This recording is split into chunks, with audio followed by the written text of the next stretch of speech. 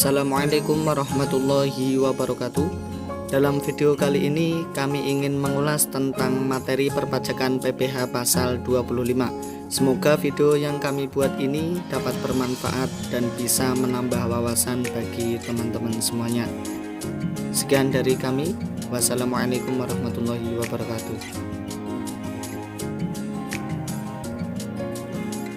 Pengertian PPh pasal 25. PPh pasal 25 merupakan angsuran PPh yang harus dibayar sendiri oleh wajib pajak untuk setiap bulannya dalam waktu berjalan sebagaimana dimaksud dalam pasal 25 Undang-Undang Nomor 7 Tahun 1983 yang diubah terakhir dengan Undang-Undang Nomor 36 Tahun 2008.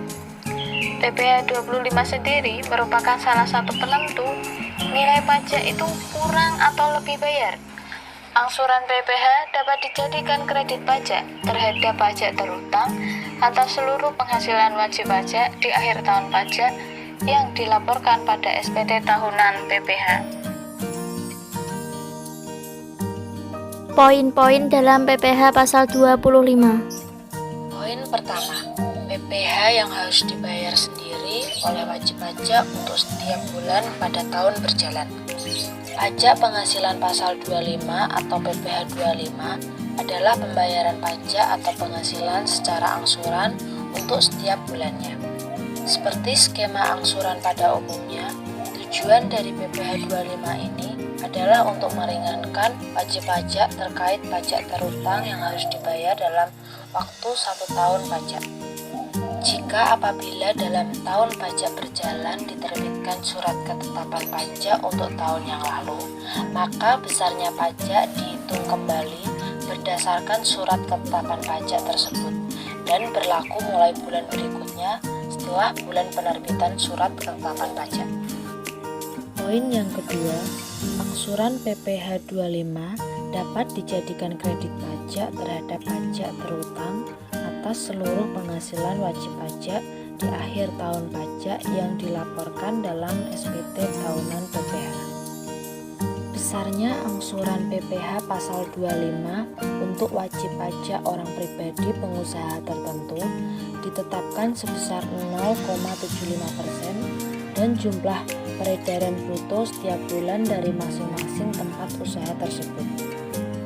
Dan angsuran PPh pasal 25 tahun pajak berikutnya sebesar dihitung berdasarkan apabila jumlah sisa kerugian habis dikompensasi dengan penghasilan neto tahun pajak terakhir untuk dapat melakukan kompensasi kerugian.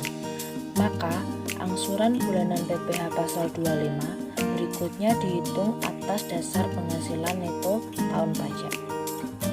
Poin yang ketiga, PPh 25 merupakan salah satu penentu nilai pajak kurang atau lebih bayar. Pembayaran PPh pasal 25 harus dilakukan sendiri dan tidak bisa diwakilkan. Untuk PPh lebih bayar terjadi apabila pajak yang terutang untuk suatu tahun pajak ternyata lebih kecil dari jumlah kredit pajak.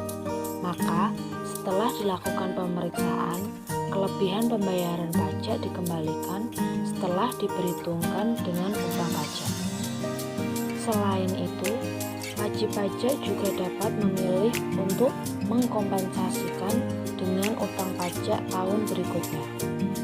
Untuk PPh kurang bayar, apabila pajak yang terutang untuk suatu tahun pajak ternyata lebih besar daripada kredit pajak, maka kekurangan pembayaran pajak yang terutang harus dilunasi sebelum SPT tahunan pajak penghasilan disampaikan.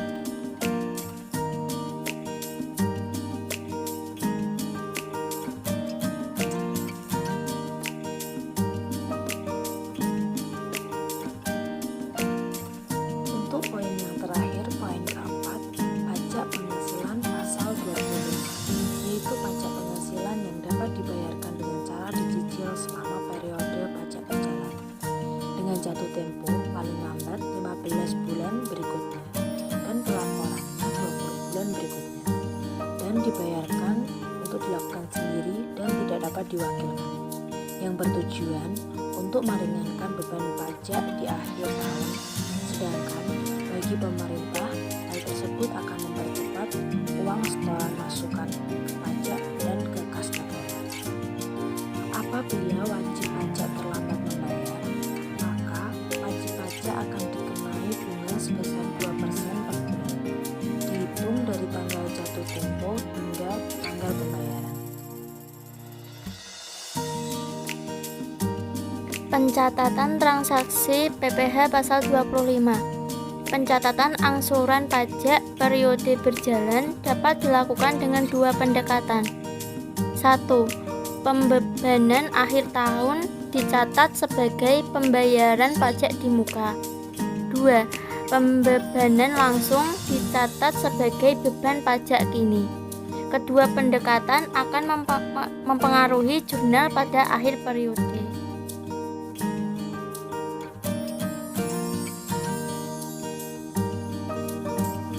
Batas waktu pembayaran PPh pasal 25. Pada PPh pasal 25 atau angsuran pajak untuk WPOP dan badan, maka batas waktu pembayaran atau penyetoran pajak adalah tanggal 15 bulan berikutnya.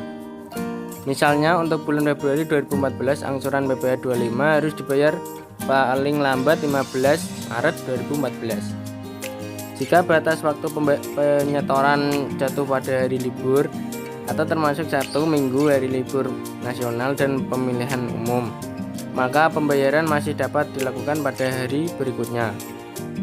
Pembayaran harus dilakukan dengan membawa surat setoran pajak atau SSP atau dokumen sejenisnya.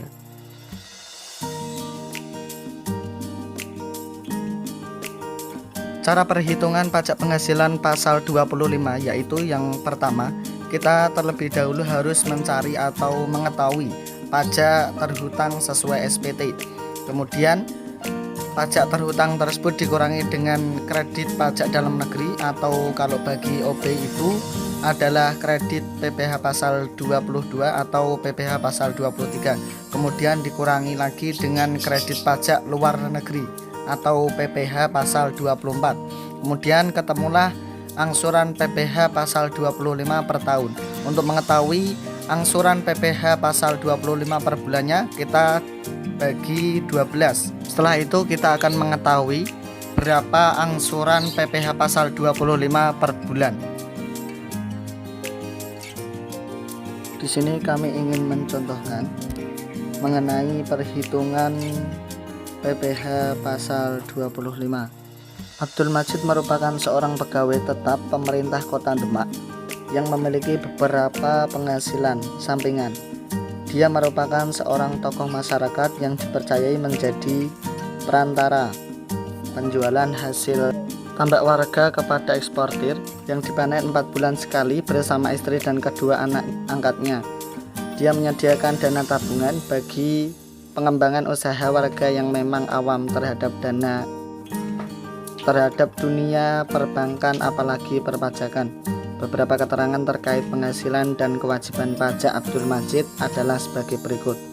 Teman-teman bisa melihat pada gambar, di situ terdapat gaji neto berdasarkan slip gaji bulanan itu 5 juta.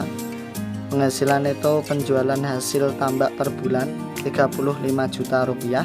Kemudian penghasilan bunga per tahun Abdul Majid itu 15 juta rupiah. Kemudian pajak penghasilan 21 yang dipotong atas penghasilan pegawai itu senilai 2 juta. Yang ditanyakan pada ilustrasi kali ini adalah berapakah angsuran PPh pasal 25 per bulan untuk tahun mendatang. Nah, inilah jawaban dari ilustrasi tadi.